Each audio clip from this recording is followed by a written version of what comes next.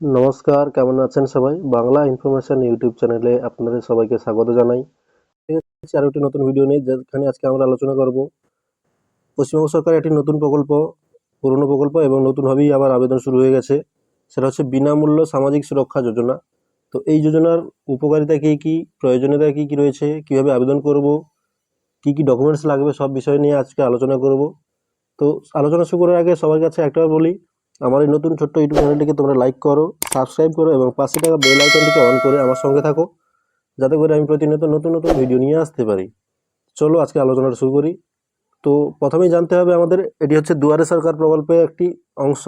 তো এই প্রকল্প পেতে গেলে আমাদের প্রথমেই যেতে হবে দুয়ারে সরকার ওয়েবসাইটে। আমরা এই দেখতে পাচ্ছ ভিডিওতে আমরা এসে গেছি দুয়ারে সরকার প্রকল্পের ওয়েবসাইটে, অফিসিয়াল ওয়েবসাইটে। তো এখানে রয়েছে অনেক রকমের অপশন রয়েছে। তো প্রথমেই চলে যাব আমরা নিচের দিকে।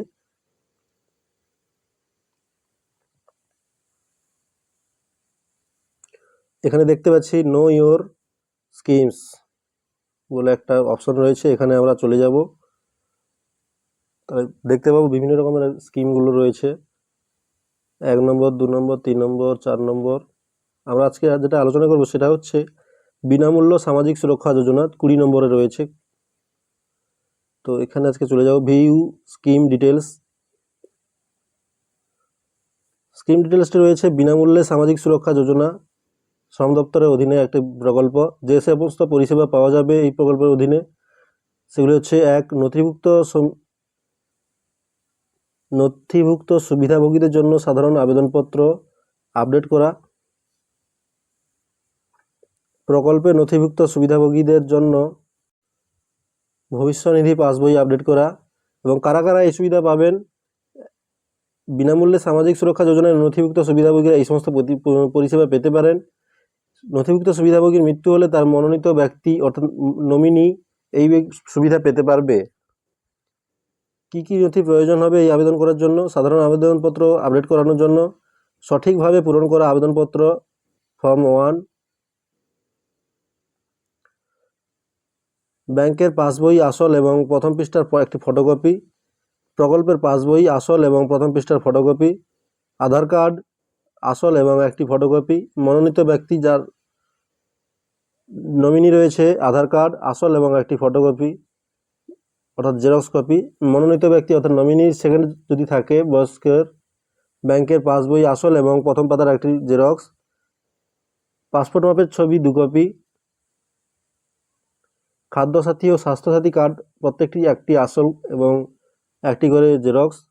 2 নম্বরে রয়েছে ভবিষ্যনিধি পাসবই আপডেটের জন্য রয়েছে প্রকল্পের মূল পাসবই এবং সামাজিক মুক্তি কার্ড।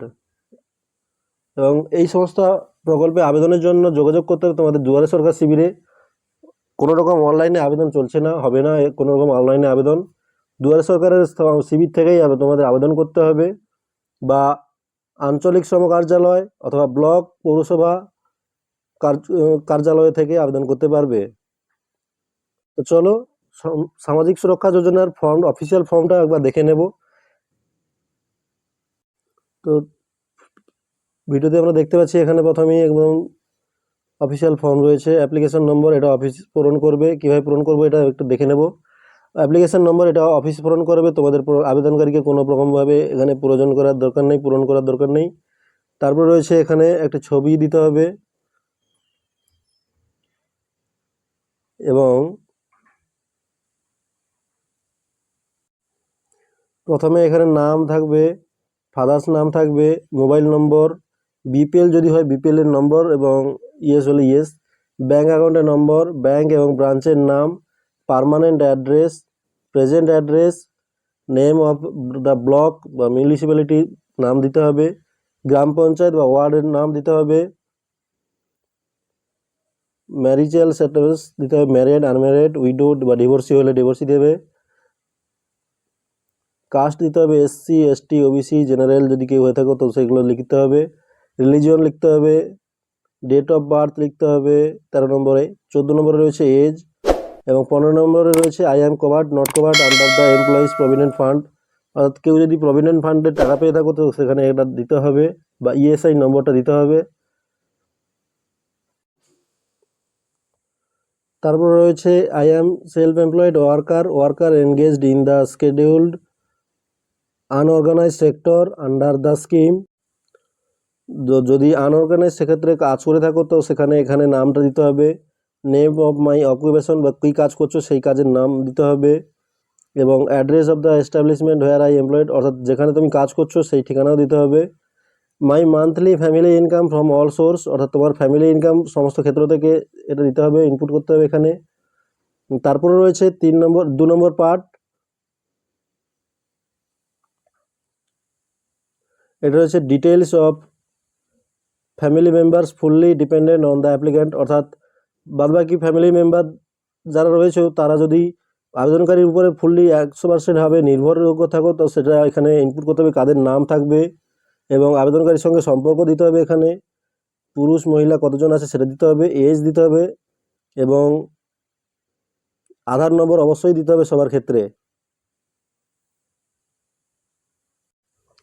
তারপর রয়েছে part 3, nomination for the scheme, এখানে নমিনি অ্যাড করতে হবে, 2জন নমিনি সর্বোপরি অ্যাড করতে পারবে এবং আবেদনকারীর সঙ্গে তার সম্পর্ক দিতে হবে, সেক্স অর্থাৎ পুরুষ বা মহিলা হতে হলেও চলবে, এজ দিতে হবে এবং ব্যাঙ্ক অ্যাকাউন্টের নাম এবং ব্রাঞ্চের নাম অবশ্যই এখানে দিতে হবে, ব্যাঙ্ক অ্যাকাউন্টের নম্বর এবং ব্রাঞ্চের নাম অবশ্যই দিতে হবে সঠিকভাবে।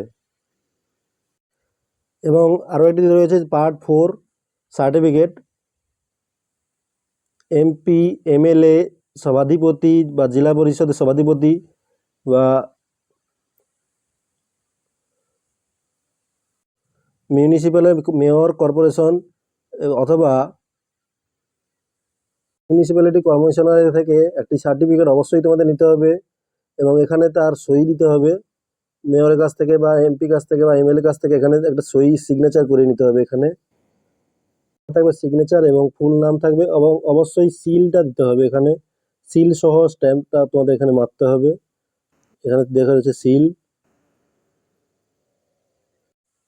তারপর রয়েছে for construction workers and transport workers only, অর্থাৎ নির্মাণ শ্রমিক এবং পরিবহন শ্রমিক যারা রয়েছে তাদের জন্য এই প্রকল্প, এই নিচের অংশটা, ইফ এ কনস্ট্রাকশন ওয়ার্কার্স, অর্থাৎ ইয়েস হলে ইয়েস করবে, নো হলে এন করবে। রয়েছে if A transport worker, yes হলে ওয়াই করবে, এন হলে নো করবে।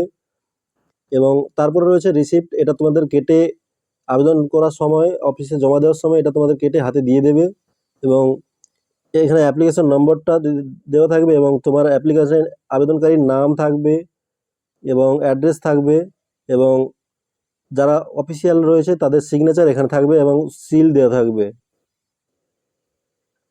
বন্ধুরা, তোমরা এই প্রকল্পে জমা দেওয়ার সময় অবশ্যই এমএলএ বা এমপি যদি থাকে, এমএলএ এলাকার হলে এমএলএ সিগনেচার করে নিতে হবে, এমপি এলাকা হলে এমপির সিগনেচার অবশ্যই করে নিতে হবে, না হলে কিন্তু ফর্মটা জমা দিতে পারবে না। তো বন্ধুরা, ভিডিওটি যদি ভালো লেগে থাকে তবে একটা লাইক করো এবং চ্যানেলটিকে সাবস্ক্রাইব করো এবং পাশে থাকা বেল আইকনটিকে অন করে আমার সঙ্গে থাকো, যাতে করে আমি নতুন নতুন ভিডিও নিয়ে আসতে পারি। ধন্যবাদ।